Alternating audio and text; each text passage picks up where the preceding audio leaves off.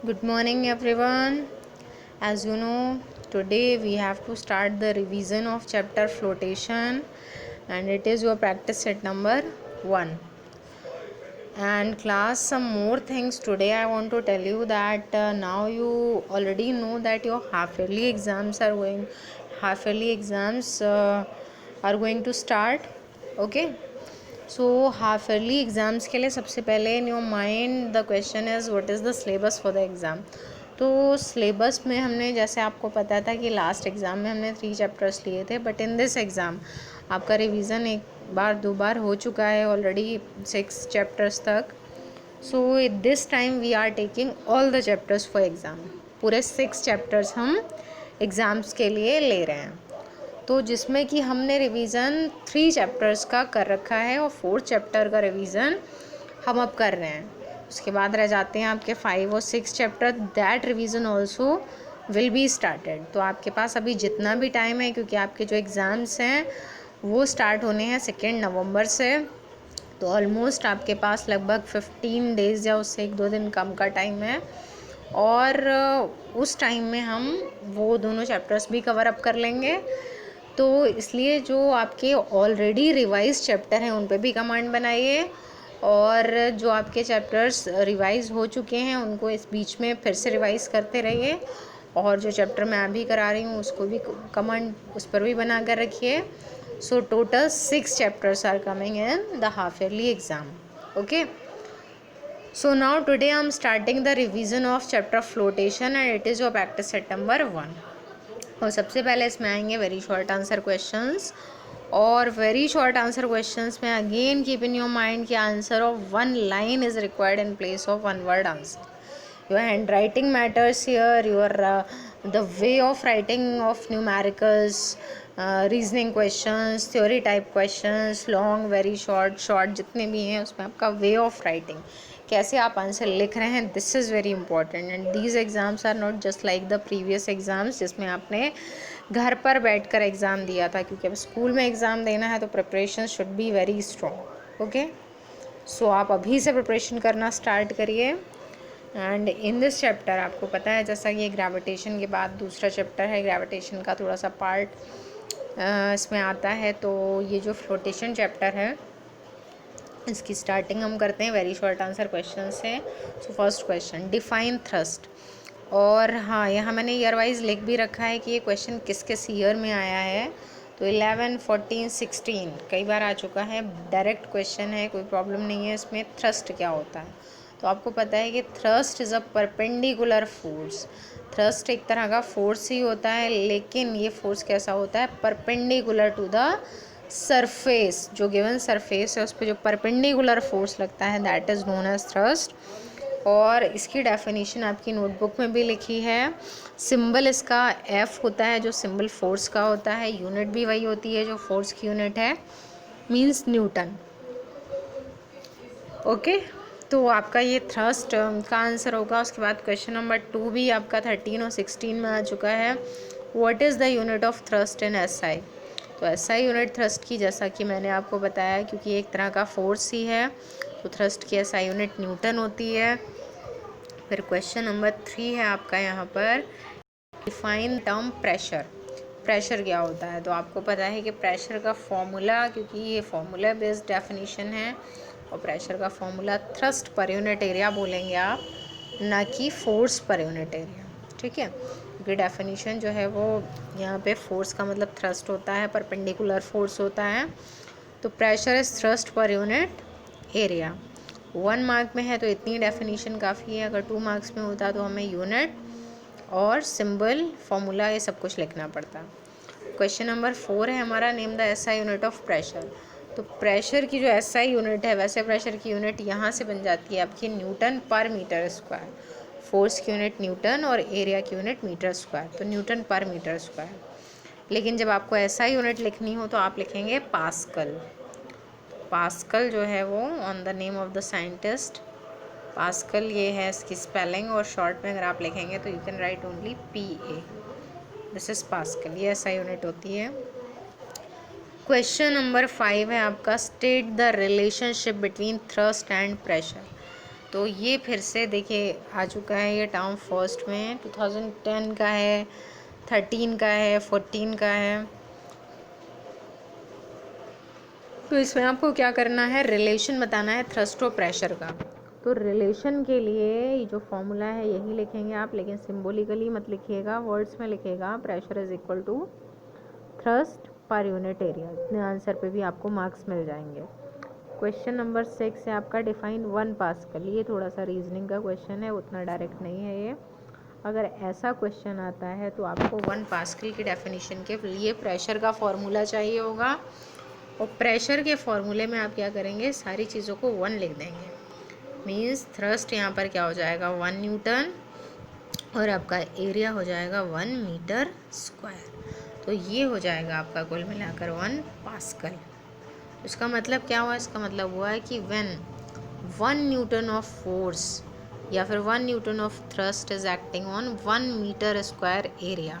Okay, ऐसे define करना है आपको। When 1 newton of thrust is acting on 1 metre square area, then pressure is known as 1 pascal. तो ये 1 पास्कल की डेफिनेशन होगी। फिर आपका क्वेश्चन है 7, जो कि 2010, 11, 12, 16 में आ चुका है। डिफाइन अपथ्रस्ट और बाइंड फोर्स। तो ये क्वेश्चन भी इम्पॉर्टेंट है, डायरेक्ट क्वेश्चन है। अपथ्रस्ट या बाइंड फोर्स क्या होता है, तो आपको डेफिनेशन इसकी याद होगी कि when any object is immersed in liquid, जब किसी भी ऑब्जेक्ट को लिक्विड के अंदर इमर्स कराया जाता है तो वो ऑब्जेक्ट लिक्विड पर फोर्स लगाता है, और उसका जो रिएक्शन फोर्स होता है लिक्विड का, तो लिक्विड भी ऑब्जेक्ट पे अपवर्ड्स एक फोर्स लगाता है। That upwards force is known as buoyant force और अपथ्रस्ट। नोटबुक में ऑलरेडी लिखी है डेफिनेशन। तो when any object is immersed in liquid, then the liquid exerts an upward force on the object. This phenomena is known as buoyancy, and the force is known as upthrust. तो यहाँ पर आपको ये लिखनी है definition इसकी, question number 7। फिर आता है question number 8, state the factors on which upthrust और बाइंड फोर्स डिपेंड्स। तो कौन से फैक्टर्स पे डिपेंड करता है अपथ्रस्ट या बाइंड फोर्स। तो फैक्टर्स में आपको पता है कि वेट, जितना ऑब्जेक्ट का वेट होगा उतना ही अपथ्रस्ट एक्ट करेगा। जितना ऑब्जेक्ट का वॉल्यूम होगा, कि फॉर्मूला यहाँ पर W is equal to mg होता है, तो mg को आप लिख सकते हैं volume into density into gravity. तो जितना वॉल्यूम है और जितनी डेंसिटी है ऑब्जेक्ट की, उतना ही उस पर अपथ्रस्ट एक्ट करेगा। तो ये होगा आंसर क्वेश्चन नंबर 8 का। फिर question number 9, when an object is immersed in a fluid, name the 2 forces acting on it. जब कोई ऑब्जेक्ट इमर्स किया जाता है फ्लूइड में, तो कौन से 2 फोर्सेस एक्ट करते हैं। तो उनमें एक तो ऑब्जेक्ट पे एक्ट करता है ग्रेविटी, उसका वेट, तो वर्टिकली डाउनवर्ड जो फोर्स है वो है ग्रेविटी, और उसका जो रिएक्शन फोर्स है अपथ्रस्ट, वो एक्ट करता है। ये 2 फोर्सेस एक्ट करते हैं, ग्रेविटी और अपथ्रस्ट। ये 2011 और 12, 16 में आ चुका है। Question number 10, name the force experienced bye an object in a fluid when immersed in it, what is its direction.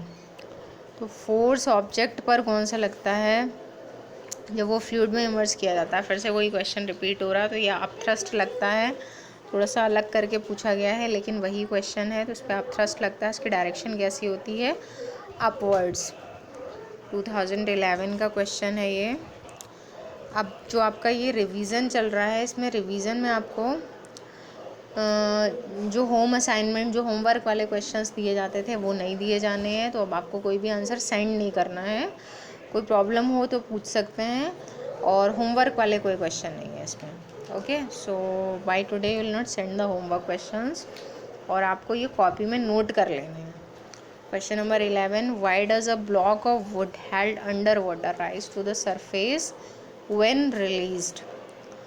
तो जो ब्लॉक है, वुडन ब्लॉक है, उसको वाटर के अंदर जब तक रखा जाता है, उसको अगर रिलीज़ कर देते हैं तो सरफेस पे क्यों आ जाता है। तो उसका रीज़न उसकी डेंसिटी है। उसकी डेंसिटी कम होती है, उसकी डेंसिटी कम होने की वजह से उस पर अपथ्रस्ट ज़्यादा लगता है, और उस पर अगर अपथ्रस्ट ज़्यादा लगेगा तो वो सरफेस पर आ जाएगा। क्वेश्चन नंबर 12 है आपका, an object of weight 200 newton is floating in a liquid, what is the magnitude of the buoyant force acting on it. Buoyant force find करने के लिए बाइंड फोर्स का भी सेम रिलेशन होता है जो वेट का रिलेशन होता है। तो जैसा कि आपको पता है बाइंड फोर्स या अप थ्रस्ट का रिलेशन भी यही होगा mg। तो उसके लिए लिखा है ऑब्जेक्ट का वेट दे रखा है 200 न्यूटन, तो जितना ऑब्जेक्ट का वेट होगा उतना ही उस पर बाइंड फोर्स लगेगा। What is the magnitude of the buoyant force acting on it. Okay, तो अगर ये फ्लोट कर रहा है तो फ्लोट करने में दोनों का मैग्नीट्यूड बराबर होगा। उसके बाद क्वेश्चन नंबर 13 है आपका, explain the factors which determine whether an object floats or sinks when placed on the surface of water। तो यहाँ पर जो मैटर करती है वो डेंसिटी है। आपको पता है यहाँ दो डेंसिटीज़ होती हैं। रो जो डेंसिटी है वो होती है वाटर की, रो जो डेंसिटी है वो ऑब्जेक्ट की होती है जिसको इमर्स कराया जा रहा है, और सिग्मा जो डेंसिटी होती है दैट इज़ ऑफ वाटर। तो अगर rho is greater than sigma, first case होता है कि अगर ऑब्जेक्ट की डेंसिटी ज़्यादा है तो वो सिंक करेगा, और सेकंड केस है if rho is equal to sigma तो वाटर या लिक्विड के अंदर चला जाता है, सबमर्ज हो जाता है और मिड में फ्लोट करता है। अगर rho is less than sigma है, सिग्मा की वैल्यू ज़्यादा है, तब सरफेस पर आ जाएगा और सरफेस पे आने के बाद फ्लोट करेगा। तो ये क्वेश्चन नंबर 13 का आंसर होगा, ये रीज़न है इसका, 2011 में आ चुका है। तो क्वेश्चन नंबर 14 है आपका, name the force acting on a body when it is fully और partially immersed in a liquid. तो कौन सा फोर्स एक्ट करता है, यहाँ भी अप थ्रस्ट है इसका answer. Question number 15, what will be the direction of bind force when suppose the weight of an object is acting from north to south in the fluid। तो हमेशा याद रखिए कि जिस डायरेक्शन में वेट होता है उसके अपोजिट डायरेक्शन में ही अप थ्रस्ट लगता है। तो अगर जो वेट है वो नॉर्थ टू साउथ लग रहा है तो अप थ्रस्ट की डायरेक्शन कैसी होगी, इसके अपोजिट, यानी कि south to north. Okay, question number 16, a body of weight 20 newton floats half submerged in a liquid, what is the buoyant force. तो यहाँ भी सेम होगा 20 न्यूटन। ओके, तो ये आपका क्वेश्चन नंबर 16 तक फिनिश हो गया है। पर क्वेश्चन नंबर 17 देखिए, स्टेट आर्किमिडीज प्रिंसिपल 2010, 11, 12 और 15 में आ चुका है। आर्किमिडीज प्रिंसिपल को स्टेट करना है। तो आपको पता है आर्किमिडीज प्रिंसिपल क्या होता है, स्टेटमेंट लिखा है आपकी नोटबुक में। आर्किमिडीज प्रिंसिपल का स्टेटमेंट होता है कि जब किसी बॉडी को इमर्स किया जाता है लिक्विड में तो हमेशा जितना वॉल्यूम वो डिस्प्लेस करती है अपनी जगह से उतना ही उस पर अप थ्रस्ट लगता है। Okay, so the volume displaced by the body will always be equal to the up thrust acting on the body. This is the statement of Archimedes principle. Question number 18 है आपका, right the relationship between buoyant force acting on an object and weight of the liquid displaced by it. क्या relation होता है bind force में और wait में, तो हमेशा दोनों में इक्वल रिलेशन होता है, W is equal to mg। Question number 19 है आपका, state the physical expression relating weight of the body in the liquid, actual weight of the body in air and the weight of the liquid displaced by the body. तो physical expression जो इनको relate करता हो, तो weight of the body हमेशा liquid में कम हो जाता है क्योंकि एयर में जो वेट है उसकी एक्चुअल वैल्यू आती है, लिक्विड में आप थ्रस्ट एक्ट करता है तो वेट की वैल्यू कम हो जाती है। तो एक्चुअल वेट हमेशा ज़्यादा होगा। आप डिसेंडिंग ऑर्डर या असेंडिंग ऑर्डर में लिख सकते हैं। सबसे बड़ी value actual weight of the body in air होगी, और दूसरे नंबर पे आएगा wait of the liquid displaced by the body, और थर्ड आएगा वेट ऑफ द थर्ड इसमें आ जाएगा आपका wait of the body in the liquid. तो ये 19 क्वेश्चन का आंसर होगा। फिर क्वेश्चन नंबर 20 जो आपका लास्ट है उसमें लिखा है, give any two examples where Archimedes principle is applied. तो कौन से दो एग्जांपल्स हैं जिनमें आर्किमिडीज प्रिंसिपल अप्लाई हो रहा है। तो आपको पता है इसके जो एप्लीकेशन है आर्किमिडीज प्रिंसिपल के, उनमें आपका एक आता है एग्जांपल आयरन नेल और शिप का, कि शिप सिंक नहीं होता है और आयरन नेल सिंक हो जाती है, कि एग्जांपल दे सकते हैं। और एक और एक्टिविटी आपकी कॉपी में बुक में दे रखी है NCERT में, उसमें भी आयरन नेल और एक कॉर्क को दिखाया गया है वहाँ भी दिखाया है कि आयरन तो सिंक हो जाती है, जबकि कॉर्क जो है वो सरफेस पे सिंक नहीं हो रहा है। या फिर और करके क्वेश्चन दे रखा है list 2 applications of Archimedes principal, तो वही क्वेश्चन है। एप्लीकेशंस अगर 2 पूछे जाते हैं तब भी आप इसका आंसर ऐसे लिख सकते हैं। Okay, so now here our revision is of up to this question is finished, और आपका जो नेक्स्ट टर्न है उससे हम नेक्स्ट रिवीजन स्टार्ट करेंगे। Okay, thank